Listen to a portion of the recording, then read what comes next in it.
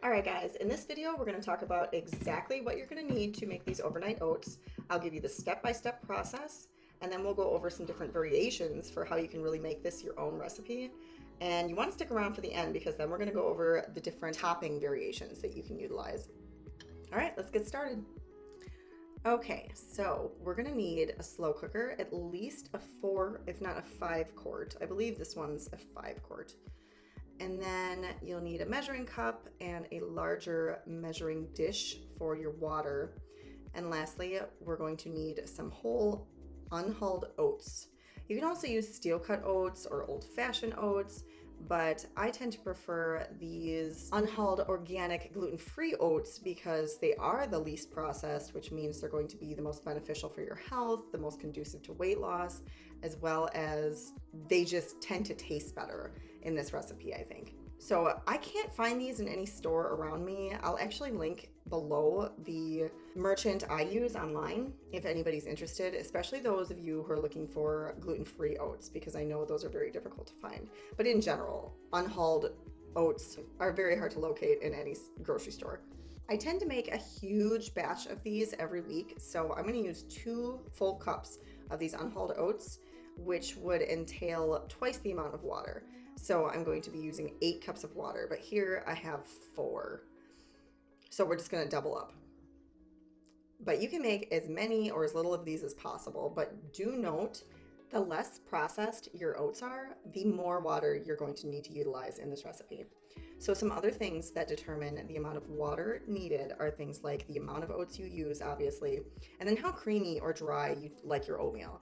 So my family tends to enjoy more of a creamy, liquidy oatmeal. We don't really add a lot of things to it after we've already made it. I just like to put it in a dish and go. And it's also going to take a significantly longer amount of time. So these oats tend to cook about 10 to 12 hours. That's why I make sure to turn this on around 5:30 at night, so I know when I wake up in the morning they're going to be good to go. Okay, so I just added the 2 cups of unhulled gluten-free organic oats, and now we are going to add the half of the total amount of water that I'm going to be needing. So this is 4 cups of water, and then I'll just fill this back up and top it off. Here you can see a chart that shows some of the different ratios of oat to water that you're going to be needing for any kind of overnight oats that you're specifically making in the slow cooker. So here's our second half of water. This is another 4 cups. So now we have the total of 8 cups to 2 cups of unhulled oats. Now I'm going to leave this on the keep warm setting through the entire night, so it cooks as slowly and gradually as possible. I find that the slower I cook these, the better they taste.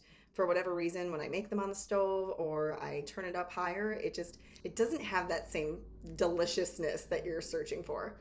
Okay, now we're going to dive into some of the different variations you can create with these incredibly versatile oats.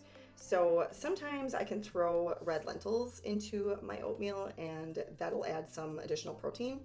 For those of you who prefer more of a sweet dish in the morning, you can add cocoa powder and make it kind of a chocolatey oatmeal.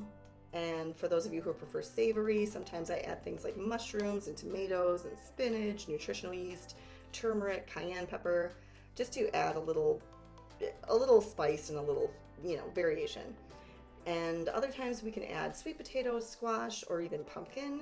And then I'll add some pumpkin pie seasonings around the fall months. So things like ginger and ground cloves, nutmeg, and what's the last one? Allspice.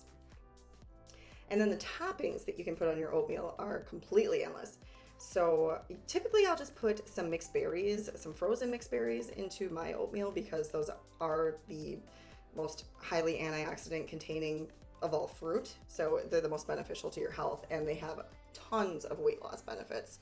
So things like strawberries, blackberries, blueberries, as well as cherries. And then I'll add those pumpkin pie seasonings that I mentioned earlier, the cloves, the nutmeg, the ground ginger, and the allspice, just to add some more of those beneficial antioxidants and to get some different plant phytochemicals in my system early in the morning. For my baby girl, she will tend to have some kind of like apple and peanut butter, or I'll also try to push those berries onto her as much as possible for the beneficial components. You can get super creative with these toppings. Besides the apples, bananas, and different berries, you can also do papaya, mango, guava, as well as some oil-free granola or coconut flakes that haven't been sweetened, seeds or nuts like pecans, walnuts, even dried fruit such as dates and raisins are really good. You can try different nut butters like almond, cashew, or peanut butter. And sometimes we use cacao nibs for that nice extra flavor. Let us know how you prefer your oatmeal in the comments below. And if you have any questions or additional comments, feel free to reach out. Otherwise, I will catch you guys in the next video.